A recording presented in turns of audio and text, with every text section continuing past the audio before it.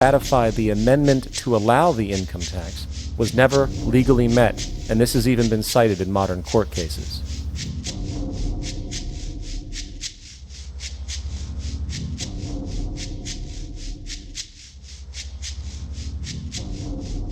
Second, at the present day, roughly 25% of the average worker's income is taken from them via this tax. That means you work 3 months out of the year to fulfill this tax obligation. And where does that money go? Well, according to the Grace Commission report of the 1980s, 100% of what is collected is absorbed solely by interest on the federal debt and by federal government contributions to transfer payments. In other words, all individual income tax revenues are gone before 1 nickel is spent on the services which taxpayers expect from their government. Today, the money Americans make working 3 months out of the year goes almost entirely to the interest fees charged for the debt-based fiat currency. The fact is, the federal income tax exists to feed the Federal Reserve federal government money machine, making sure the interest payments are always there. And third, even with the government claim as to the legality of the income tax, there is evidently no clear statute, no law in existence that requires you to pay this tax. I really expected that, of course, there's a law that you can point to in the law book, the code, that requires you to file a tax return. Of course there is. I was at that point where I couldn't find the statute that clearly made a person liable, at least not me and most people I know. And I had no choice in my mind except to resign. Based on the research that I did throughout the year 2000 and that I'm still doing, I have not found that law. I've asked Congress, we've asked a lot of people in the IRS commissioners, helpers. They can't answer, because if they answer, the American people are going to know that this whole thing is a fraud. I haven't filed an federal income tax return since I left. I have not filed a tax return since 1999.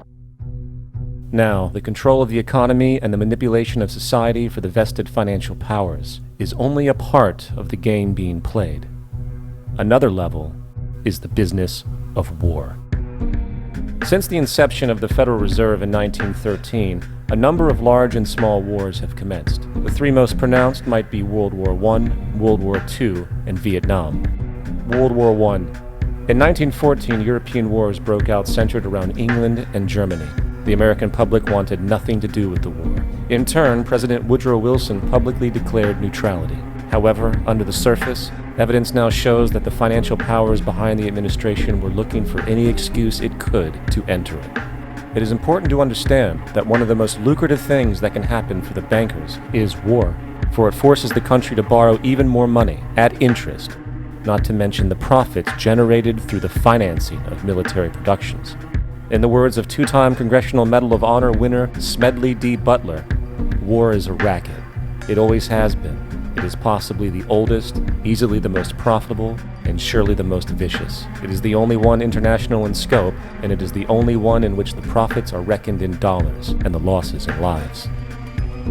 Woodrow Wilson's top advisor and mentor was Colonel Edward House, a man found to have intimate connections with the financial interests of the time. In a conversation between Colonel House, Wilson's advisor, and Sir Edward Grey, the Foreign Secretary of England, regarding America and the war, Grey inquired, "What will America do if Germans sink an ocean liner with American passengers on board?"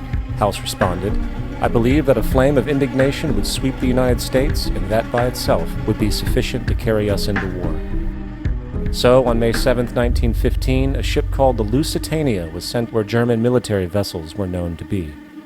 And, as likely expected, German U-boats torpedoed the ship, exploding stored munitions, killing 1,200 people.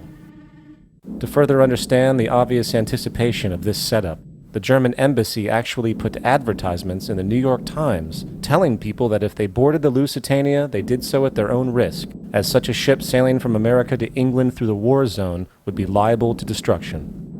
In turn, and as anticipated, the sinking of the Lusitania created a wave of anger among the American population.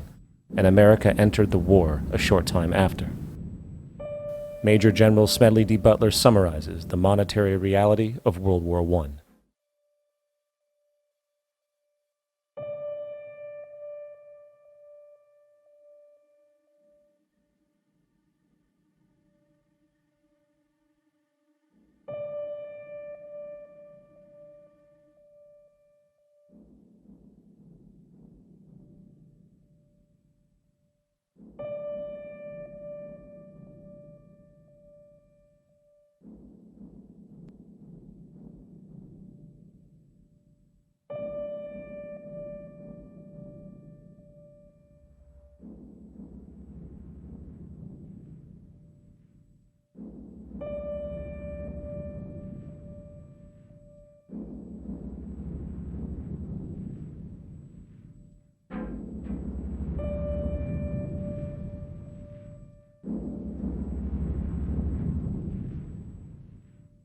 World War II.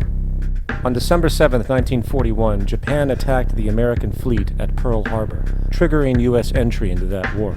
President Franklin D. Roosevelt declared the attack was a day that will live in infamy. A day of infamy indeed, but not because of the alleged surprise attack on Pearl Harbor. After 60 years of surfacing information, it is clear that not only was the attack known well in advance, it was outright wanted and provoked. In a journal entry by Roosevelt's Secretary of War, Henry Stimson, dated November 25, 1941, he documented a conversation he had with Roosevelt. The question was how we should maneuver them into firing the first shot. And in congressional testimony later, he added, "It was desirable to make sure the Japanese be the ones to do this, so that there should remain no doubt as to who were the aggressors." In the months leading up to the attack on Pearl Harbor, Roosevelt had done almost everything in his power to anger the Japanese, showing a posture of aggression. He halted all of Japan's imports of American petroleum. He froze all the Japanese assets in the United States. He made public loans to nationalist China and supplied military aid to the British, both enemies of Japan in the war, which, by the way, was in complete violation of international war rules.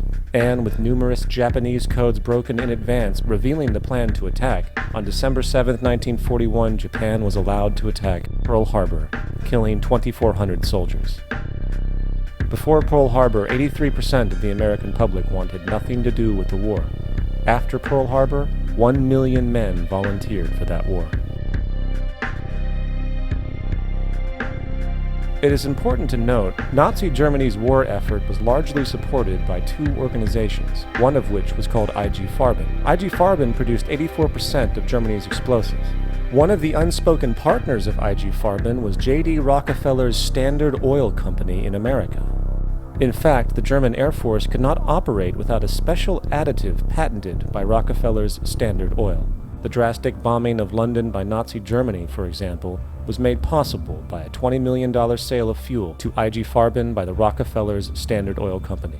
This is just one small point on the topic of how American businesses funded both sides of World War II. One other treasonous organization worth mentioning is the Union Banking Corporation of New York City. Not only did they finance numerous aspects of Hitler's rise to power, along with actual materials during the war, it was also a Nazi money laundering bank, which was eventually exposed for having millions of dollars of Nazi money in its vaults. The Union Banking Corporation of New York was eventually seized for violations of the Trading with the Enemy Act. Guess who the director and vice president of the Union Bank was? Prescott Bush, the father and grandfather of former U.S. Presidents George W. Bush and George H.W. Bush. Vietnam. The United States' official escalation and entry into the Vietnam War came after an alleged incident involving two U.S. destroyers being attacked by North Vietnamese PT boats in the Gulf of Tonkin. This was known as the Gulf of Tonkin Incident. This situation was the catalytic pretext for massive troop deployment and full-fledged warfare. One problem, however, the attack on the U.S. destroyers by Vietnamese PT boats never happened. Former Secretary of Defense Robert McNamara stated years later that the Gulf of Tonkin incident was a mistake, while declassified documents released years later show that it was a farce, manipulated for the purposes of war. And once in the war, it was business as usual. In October 1966, President Lyndon Johnson lifted trade restrictions on the Soviet bloc, knowing full well that the Soviets were providing upwards of 80% of North Vietnam's war supplies. Consequently, the Rockefeller interests financed factories in the Soviet Union, which the Soviets used to manufacture military equipment and send it to North Vietnam. However, the funding of both sides in this conflict was only one side of the coin. In 1985, Vietnam's rules of engagement were declassified. This detailed what American troops were and were not allowed to do in the war. It included such absurdities as North Vietnamese anti-aircraft missile systems could not be bombed until they were known to be fully operational. No enemy could be pursued once they crossed the border of Laos or Cambodia. And most revealing of all, the most critical strategic targets were not allowed to be attacked unless initiated by high military officials. Apart from these illogical limitations, North Vietnam was informed of these restrictions and therefore could base entire strategies around the limitations of the American forces. This is why the war went on for so long, and the bottom line is this: the Vietnam War was never meant to be won, just sustained. This war for profit and resources resulted in 58,000 American deaths and 3 million dead Vietnamese. So, where are we now? September 11th was the jumpstart for a hegemonic agenda, enabling the possibility of constant global warfare. It was a staged war pretext no different than the sinking of the Lusitania, the provoking of Pearl Harbor, and the Gulf of Tonkin lie. In fact, if 9/11 wasn't a planned war pretext, it would be an exception to the rule. It has been used to launch 2 unprovoked illegal wars, one against Iraq and one against Afghanistan. However, 9/11 was a pretext for another war as well, the war against you. The Patriot Act, Homeland Security, the Military Tribunals Act, and other legislations are all completely designed to destroy your civil liberties and protect those in power. Currently in the United States, unannounced to most Americans, your home can be searched without a warrant, without you being home.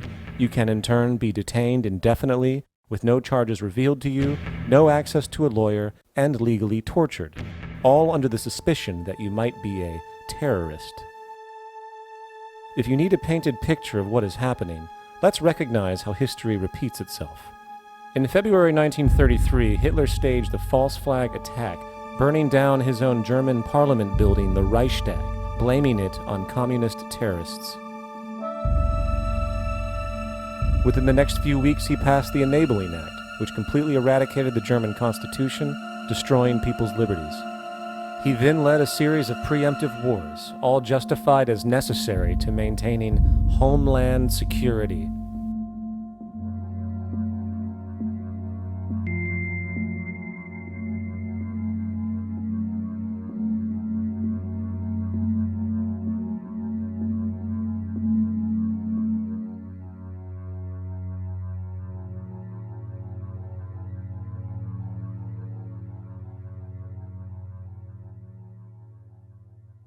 Am Schicksal des Kommunismus und der sich mit ihm verbrüdernden anderen Organisationen ändert dies nichts.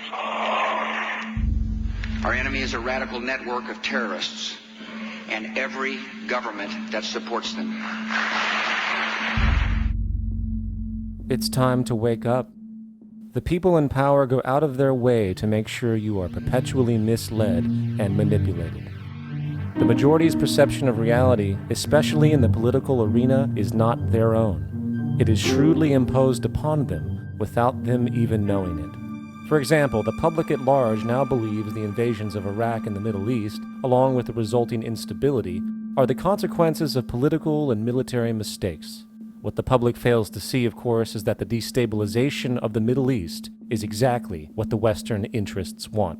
This war is to be sustained so the region can be divided up, domination of the oil maintained, continual profits reaped for defense contractors, and most obviously, permanent military bases established to be used as launching pads against other oil-bearing, non-conforming countries such as Iran.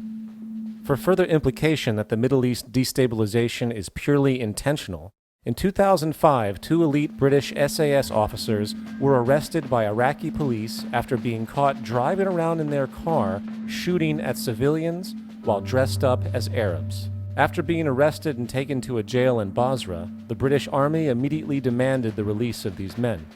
When the Basra government refused, British tanks came in and physically broke out the men from the Basra.